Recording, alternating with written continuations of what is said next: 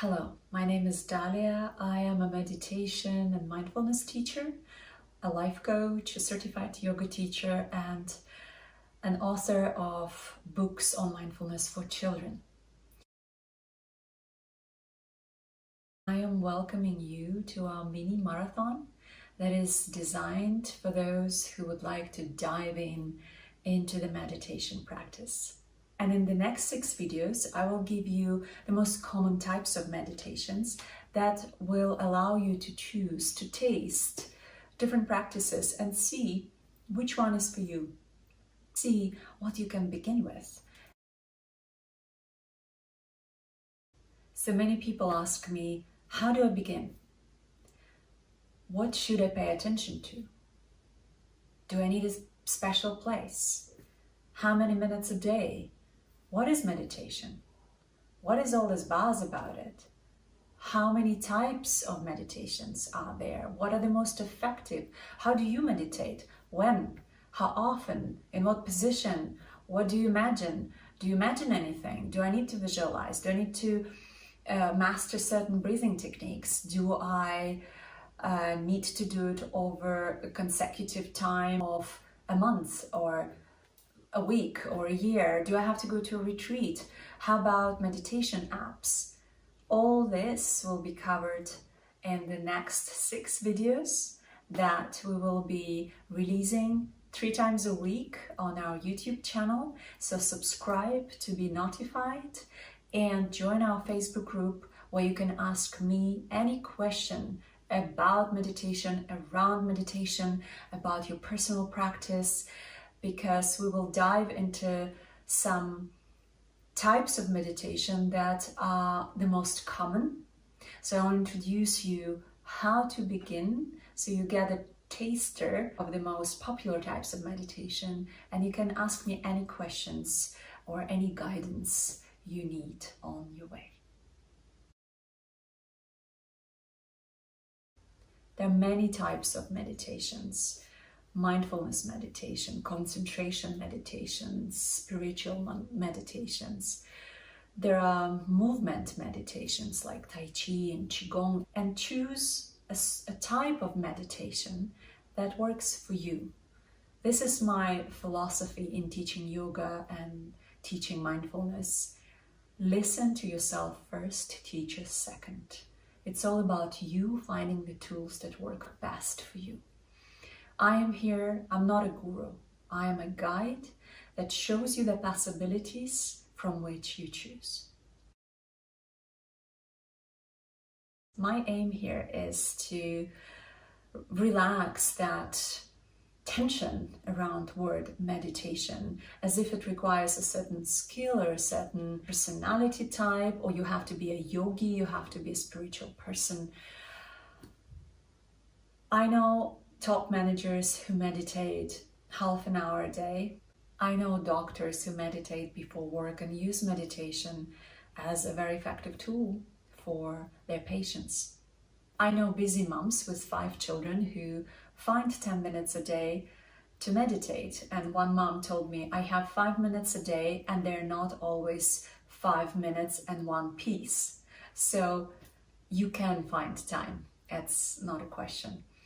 I know business executives who meditate because they have more energy and more focus and more clarity before they go into their meetings. People sometimes ask me, why do I need a coach? What is coaching anyway? Well, coach is a metaphor actually from ancient times where coaches were used to deliver post messages from A to B. So coach, a carriage, and it's a British word coach, it's a transportation vehicle that helps you to get from A to B. And coach is someone who supports you on this journey and holds you accountable. And how many of us want to master something, but there is no time, there is no discipline, there is no right mood for it, and we're slacking, and we, on the back of our minds, we're like, I should start meditating. Yeah, I should exercise. Yeah, yoga would be good for me, but not today. Right now I'm tired. oh, I'm hungry, or whatever comes in the way. So coaches help to clear that space and bring you into that space every day so you form a habit.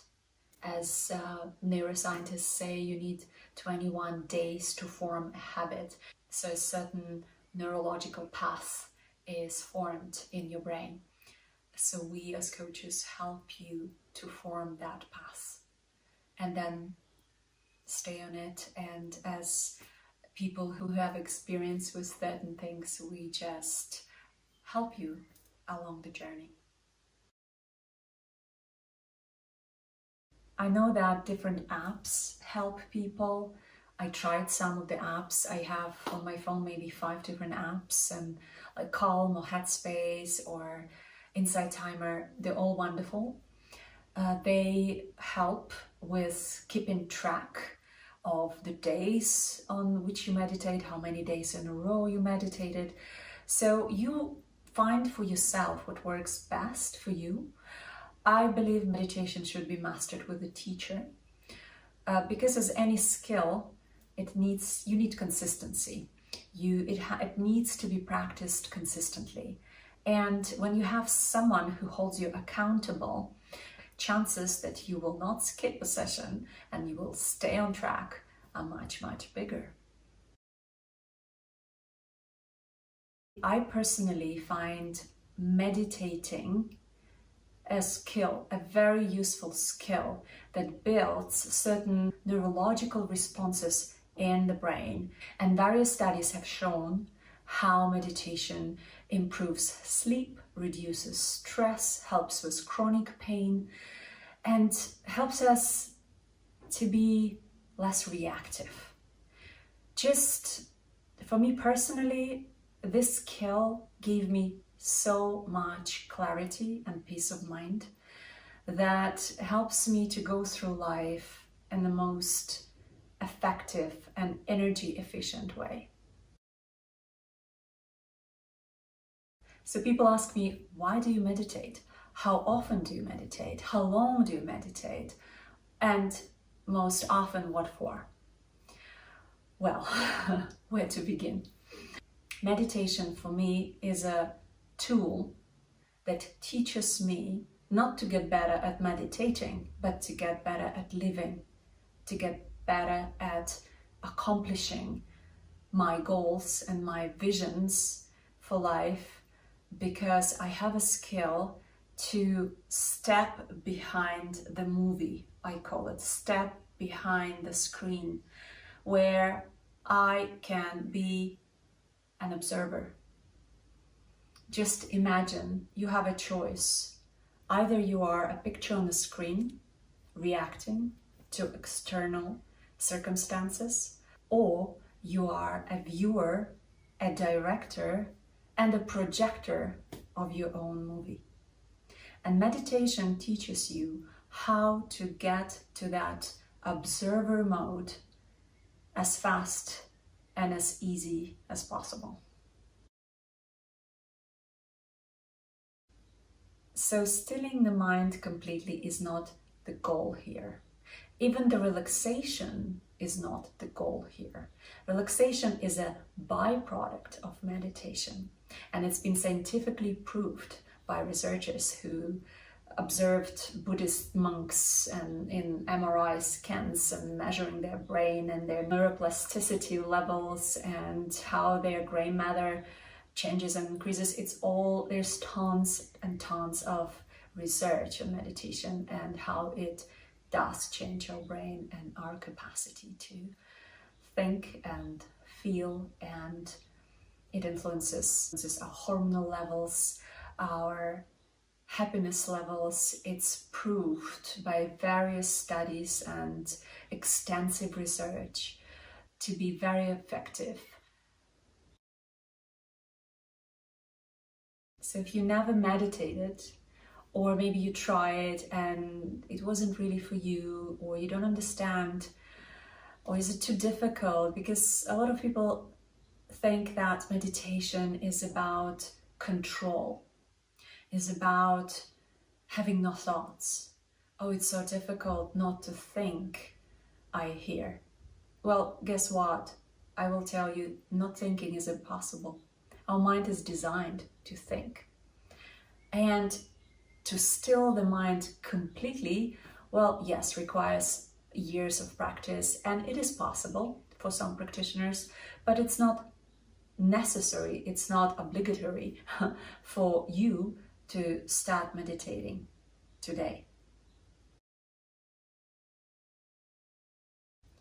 People ask me, do I have to have a certain place, an altar? I don't have a corner at home for myself. Well, you have a bed. Everybody has a bed, I guess. So I love meditating before falling asleep and after I wake up. I personally like to split my meditation practice into 3 parts. When I wake up, during the day, and before I go to bed. When I wake up, it's mostly mindfulness meditation or so-called awareness meditation, where I check in with my inner state and I tune into the outside world slowly. So before you start your day, I recommend you do not switch on your phone immediately. Just stay in bed for 5 minutes and smile at your body. Smile at your heart, smile at your inner organs. You can place your hands and just tune in and just greet yourself. Greet with a smile and imagine how your body smiles back at you. As simple as that. A simple smiling meditation, 5 minutes. Then you can switch your phone. Mindfulness for me is like a YouTube video, which you're watching right now. It's being here now on the play mode. You're playing this video right now. You're with me. You're looking at me. You're listening to my voice. This is mindfulness. If you fast forward or you rewind, you're already not present. You're in the past or in the future. Mindfulness is all about being here and now in this present moment with the activity you do right now. Actually, any situation is a perfect tool for you to practice mindfulness, especially difficult situations like arguments with your loved ones. Arguments or conflicts or triggers are the best training tools for that. And before I go to bed, I do my gratitude practice. I thank the day and the people who made that day special. I thank myself. I thank possibilities and opportunities. And I thank the problems that may have arisen as lessons and all the blessings that set me into that peaceful mood before I go to bed. Because there are 2 the most powerful vibrations in the universe, and those are of love and gratitude. I invite you to start your day with love, first to yourself and then the world around you, and finish it with gratitude to yourself and those around you. And you already will notice the quality of your sleep, the quality of your night, and the quality of your day. And if I can reduce to one word, what is meditation? What is the goal of meditation? There's only one goal: to be present, to be here now, to live fully in this moment.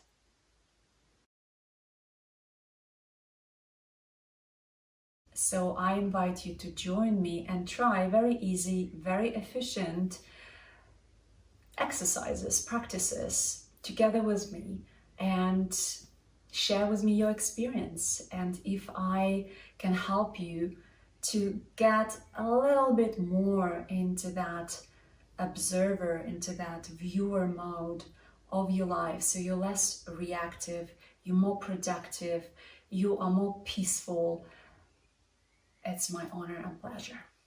Thank you.